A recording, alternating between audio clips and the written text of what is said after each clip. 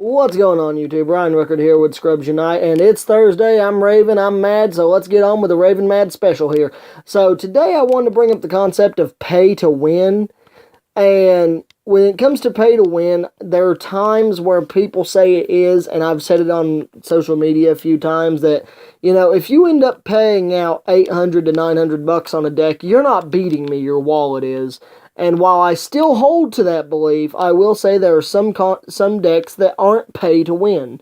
For example, let's look at dinos. 60 card dinos are about maybe 140, 150 minus the extra deck. And you can play without Ash Blossoms and still do decent because Called by the Grave will negate it. Draco is running, while Draco's still relatively about a $400 to $600 deck, depending on how you want to build it, it's still not pay to win because there is a lot of skill involved when it comes to piloting Draco. People say, well, a mono and go nuts. No, that's not skill. It's not skill to go a mono and then just vomit. But the thing is also, you have to have the skill to know, well, if I don't have a mono, what do I play to get to a mono? Because a mono masterpiece is essentially your win condition. And those are types of decks that legitimately have skill involved in them. Pin Magicians with the Zexalock, that's a discussion that's kind of up in the air, and I'll save that for a later video, because there's times where it feels like it can take skill, and then there's times where it feels like there's just no skill involved whatsoever, just solely based on the factor of what can you do with what you have, and then the other situation being, okay, now I have it, and it takes me no skill to do it. Those are the type of things that kind of restrict your plays, and they kind of make it doesn't really restrict your plays, my bad, I don't know what I'm talking about, but it gets infuriating, because about half of the most recent YCS, Memphis I think it was, at the time of the recording this video, it was 50% of the Pendulum Magician top cut was the FTK build, and the FTK, I really feel like, takes very little skill, and more takes the line of, here's the deck, here's like one or two tech cards, and I've put about 500 into the deck, I'll play. That's not a pay-to-win deck. That's just a no-skill deck. There's a word for that, I think it's called, autopilot? ABC. ABC in this format is not legitimately top tier, not in my opinion. I believe it's tier 1.5-ish, and it's just one or two good cards away, or maybe a ban list away from jumping right back up into that number 2, number 3, 4 spot, right up there with Trickstar and McKnight invoked. That's just my philosophy.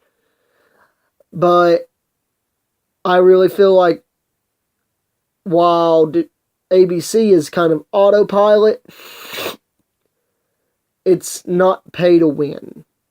So it's a cheap autopilot deck. And it's a good autopilot deck, just its ceiling isn't as high as other decks in the current meta. Now, when I say stuff like pay to win, I mean, like, obviously people will reference back to Teledad format and Glad Beast format. People will reference, when decks were $1,100-$1,200 on average just to be able to play competitive Yu-Gi-Oh! No, that's not what I mean. You can have a pay-to-win game and still have lower prices on your decks. If a person builds something like Dino for roughly $200, let's just say $200 is an estimate. That's without ashes, that's without evenly matched. They go into regionals. They get scrubbed out because they get put against 3 Draco players, a McKnight invoked, fully stocked, and a Trickstar build. The Trickstar build isn't going to be a pay-to-win deck because, aside from Reincarnation, if they have Ashes and evenly matched, then yeah, maybe it's going to be a high-costing deck, but it usually doesn't go anything over 300-400. That's not, your wallet. That's not their wallet beating you. That's just the fact that they have a deck with a bit more of a price tag to it. Meanwhile, you have somebody that goes in with the McKnight invoked. That's a $650, $700 deck. Price quote coming from somebody that, I play against that plays McKnight invoked on occasion.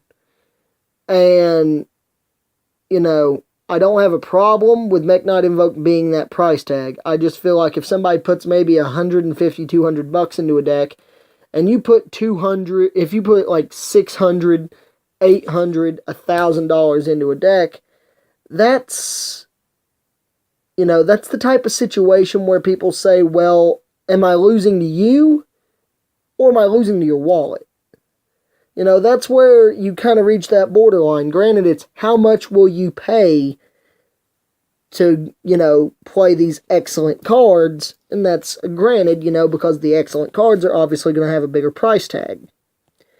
But I still feel like if they're running something that's $400-$500 higher on the price tag range than yours, I still feel like then that means that the deck itself isn't taking as much skill so much as it's taking the money to build it. Let's take, for example, Necroz. I didn't play during the Necroz format, but I've heard like nightmare flashback stories of the deck being, roughly $800, $1,000, $1,100 deck. That was your wallet beating the heck out of someone. That was essentially taking your wallet out of your pocket, setting it on the table. They get their turn if they win the dice roll, and then you just pick up your wallet and start beating them with it. But that just goes to show, what will people pay to play these excellent cards? And that itself is similar to the definition of pay to win. Pay to win is literally, you pay the extra money for the extra stuff and the extra resources and the extra capabilities in order to always have an advantage over the people that don't have it. That is the concept of pay to win. By that very same logic, Yu-Gi-Oh! In general is a pay to win game in the competitive scene. Now, I also want to bring up this concept. Everybody will flash back to, well, it's not $1,200 Teledad, nobody's doing sexual favors for Dark Arm Dragons. Well, that's the thing. You don't see anybody doing sexual favors for Electromites, but that still doesn't mean that your wallet is still not giving you the ability to just have that price range to whack your opponent in the face with. If I'm playing something... Now, I play Zephyr. It's a $350 deck, currently as it stands. Which, granted, people say, well, if you go to locals, you'll be beating people with your wallet. This is true. But, it's still the concept of, yes, while I don't agree with pay to win, it shows what you will have to do in order to win effectively in the competitive scene. That's something that people don't agree with. That's something that people don't appreciate. But it's still the overall consensus, and it's still the overall proof that if you have more money, you're traditionally going to win. If you go on that page, it was Yu-Gi-Oh! Nexus or something like that. Again, Simo posted a video talking about it, and it showed it. And if you look at the prices of the YCS winning decks, they're $850,000, $950,000 decks. Regional decks, no problem, $400, $500, you're right in that neighborhood. But that's still going to be quite a bit for people who just play this game for, I don't want to go into the whole casual competitive argument. That's another video for another time. But, the people who don't play for, like, the higher level events. Let's put it in the politically correct term here. If they just want to go to this regionals, this is like their first or second regional, and they're like, okay, I'm going in. What are you running? Well, Lair of Darkness. What build of Lair of Darkness? The Dark Strike Fighter, enemy controller build, you know, pretty much just the overall control that turbos out Dark Diabolus with Grinning Grave viruses. Okay, so how much did that deck cost you? About 140, 150. You know, they're going to these regionals not expecting to face something, or they are expecting to face it if they pay attention to the game at all. These $400-$500 decks. They're getting beat because their wallet isn't as big as the other dude's wallet. This might not apply to people overseas because the OCG has rarity prints that are far different from ours, and I don't really know how their pricings and everything go over there. But over here, there was a president who one time said, "Speak softly and carry a big stick." In Yu-Gi-Oh, it's keep quiet and carry a big wallet. That is effectively what this game is. Carry a big wallet and you'll win. Which is where the problems come in for a lot of people who want to play this game, but don't want to dedicate the massive amount of money it takes. You know, you'll hear it, and it'll probably pop up in the comments section if this video ever becomes like something to point out to people. Well, if they don't want to put that much in it, they can stay at locals and go like X2. Well, that's the thing. That's what I'll cover in another video, is the secondary market and your local scene. People will say this, people will claim this, and people will preach this until the day this game dies. But the concept of the matter is that you cannot get better without more money into your deck. You cannot play more efficiently without these type of situations occurring. Now, if somebody wants to, you know, build something like, let's just say Chaos Dragons. Somebody wants to build Chaos Dragons and take it to locals, more power to you. I actually applaud it. I am not endorsing someone to quit the game just because they can't afford the big decks.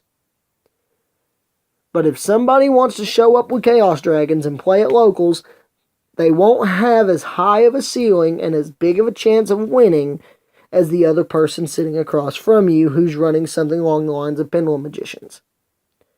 You'll enjoy yourself. You'll have a fun tournament. You'll enjoy the game.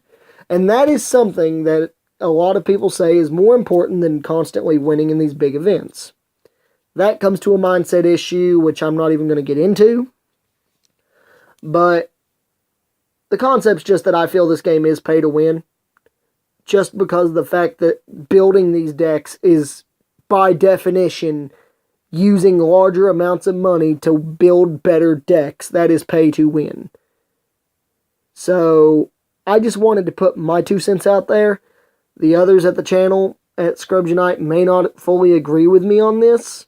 This is my opinion alone. But that's my concept of it. Have fun paying to win, and later YouTube.